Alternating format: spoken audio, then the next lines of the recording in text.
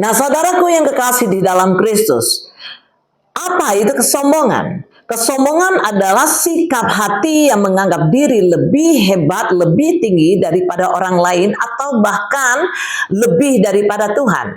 Nah, bentuk kesombongan itu diantaranya adalah satu, merasa tidak membutuhkan Tuhan. Dalam Yeremia 9 ayat 23 sampai dengan 24 tertulis, beginilah firman Tuhan. Janganlah orang bijak bermegah karena kebijaksanaannya. Janganlah orang kuat bermegah karena kekuatannya. Janganlah orang kaya bermegah karena kekayaannya. Tetapi siapa yang bermegah, baiklah bermegah karena yang berikut. Bahwa ia memahami dan mengenal aku. Bahwa akulah Tuhan yang menunjukkan kasih setia, keadilan, dan kebenaran di bumi. Sungguh semuanya itu kusukai, demikianlah firman Tuhan. Yang kedua adalah mencari hormat dan pujian manusia. Dalam Lukas 18 ayat 9 sampai dengan 14, ini tentang perumpamaan orang Farisi dan pemungut cukai. Nah, dalam Lukas 18 ayat 9 sampai 14 tertulis, dan kepada beberapa orang menganggap dirinya benar dan memandang rendah semua orang lain, Yesus mengatakan perumpamaan ini. Ada dua orang pergi ke bait Allah untuk berdoa, yang seorang adalah Farisi dan yang lain adalah pemungut cukai.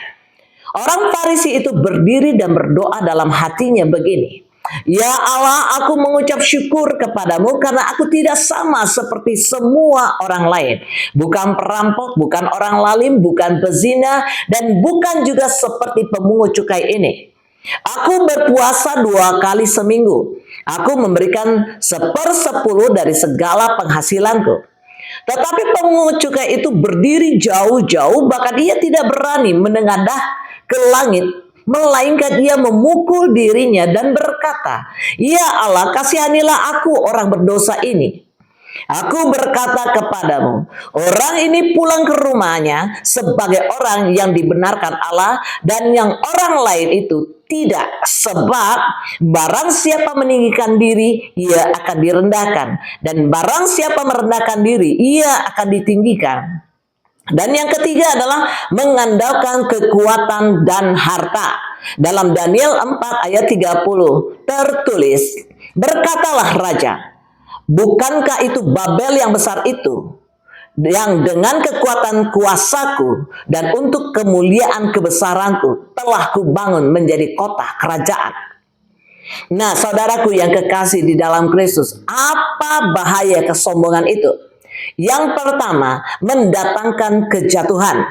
Dalam Amsal 16 ayat 18 tertulis, kecongkakan mendahului kehancuran dan tinggi hati mendahului kejatuhan. Yang kedua, menutup hati dari teguran. Orang sombong sangat sulit ditegur dan diarahkan. Dalam Amsal 21 ayat 4 tertulis, mata yang congkak dan hati yang sombong, yang menjadi pelita orang fasik adalah dosa. Yang ketiga, menjauhkan diri dari Tuhan. Dalam Yakobus 4 ayat 6 tertulis, tetapi kasih karunia yang dianugerahkannya kepada kita lebih besar daripada itu. Karena itu ia katakan, aku menentang orang yang congkak, tetapi mengasihani orang yang rendah hati. Nah, saudaraku yang kekasih di dalam Kristus, Allah menentang orang yang congkak tetapi mengasihi orang yang rendah hati. Dan yang keempat adalah menghancurkan relasi dengan sesama. Orang yang sombong cenderung merendahkan orang lain.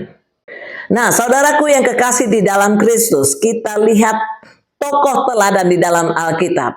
Yang pertama, Nebukadnezar dibuang jadi seperti binatang karena kesombongan, tetapi dipulihkan setelah ia merendahkan diri. Tertulis dalam Daniel 4 ayat 25. Tuanku akan dihalau dari antara manusia, dan tempat tinggal Tuanku akan ada di antara binatang-binatang di padang. Kepada tuanku akan diberikan makanan rumput seperti kepada lembu, dan tuanku akan dibasahi dengan embun dari langit, dan demikianlah akan berlaku atas tuanku sampai 7 masa berlalu, hingga tuanku mengakui bahwa Yang Maha Tinggi berkuasa atas kerajaan manusia dan memberikannya kepada siapa yang dikehendakinya. Dan dalam Daniel 4 ayat 37 tertulis, jadi sekarang aku, Nebukadnezar, memuji, meninggikan, dan memuliakan Raja Sorga, yang segala perbuatannya adalah benar, dan jalan-jalannya adalah adil, dan yang sanggup merendahkan mereka yang berlaku congkak. Contoh yang kedua adalah Firaun. Firaun hatinya keras karena kesombongan, saudaraku. Dan akhirnya ia dan tentaranya tenggelam di Laut Teberau. Nah, itu bisa dibaca dalam Keluaran 14. Dan yang ketiga adalah Yesus Kristus. Yesus Kristus meskipun Tuhan, ia merendahkan diri, lahir sebagai manusia, bahkan mati di kayu salib. Ada tertulis dalam Filipi 2 ayat 5 sampai dengan 8. Tertulis, hendaklah kamu dalam hidupmu bersama menaruh pikiran dan perasaan yang terdapat juga dalam Kristus Yesus, yang walaupun dalam rupa Allah, tidak menganggap kesetaraan dengan Allah itu sebagai milik yang harus dipertahankan, melainkan telah mengosongkan dirinya sendiri dan mengambil rupa sebagai hamba dan menjadi sama dengan manusia. Dan dalam keadaan sebagai manusia, ia telah merendahkan dirinya dan taat sampai mati, bahkan sampai di kayu salib. Nah, saudaraku yang kekasih di dalam Kristus, bagaimana kita mengalahkan kesombongan? Yang pertama, sadari bahwa semua berasal dari Tuhan. Ada tertulis dalam 1 Korintus 4 ayat 7. Sebab siapakah yang menganggap engkau begitu penting? Dan apakah yang engkau punyai yang tidak engkau terima? Dan jika engkau memang menerimanya, mengapakah engkau memegahkan diri seolah-olah engkau tidak menerimanya? Dan yang kedua, hidup dalam kerendahan hati. Kita belajar daripada Yesus. Dalam Matius 11 ayat 29 tertulis, pikulah kuk yang kupasang dan belajarlah daripadaku, karena aku lemah lembut dan rendah hati, dan jiwamu akan mendapat ketenangan. Yang ketiga, mengucap syukur dalam segala hal. Syukur melatih kita menyadari anugerah Tuhan. Yang keempat, bersedia ditegur dan diajar. Orang yang rendah hati menerima koreksi. Nah, saudaraku yang kekasih di dalam Kristus, kesombongan adalah musuh yang halus tetapi mematikan. Tuhan menentang orang yang tinggi hati tetapi memberikan kasih karunia kepada orang yang rendah hati. Mari kita belajar dari Kristus yang rendah hati agar hidup kita tidak berakhir dalam kejatuhan, melainkan dalam kemenangan bersama Dia. Mari kita berdoa. Ya Aba ya Bapa, dalam nama Yesus Kristus Tuhan, saat ini kami sadar seringkali kesombongan menguasai hati kami Tuhan, dan membuat kami merasa lebih dari yang lain. Seolah semua pencapaian adalah hasil kekuatan kami sendiri. Ampunilah kami saat ini ya Aba ya Bapa, dan ajarilah kami untuk rendah hati di hadapan-Mu.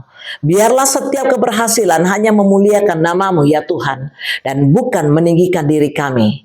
Tundukkanlah hati kami Tuhan, agar kami selalu mengingat bahwa tanpa Engkau kami bukanlah apa-apa Bapa. Dalam nama Yesus Kristus Tuhan kami sudah berdoa dan mengucap syukur. Mari kita yang percaya sepakat katakan amin. Tuhan Yesus memberkati kita semua.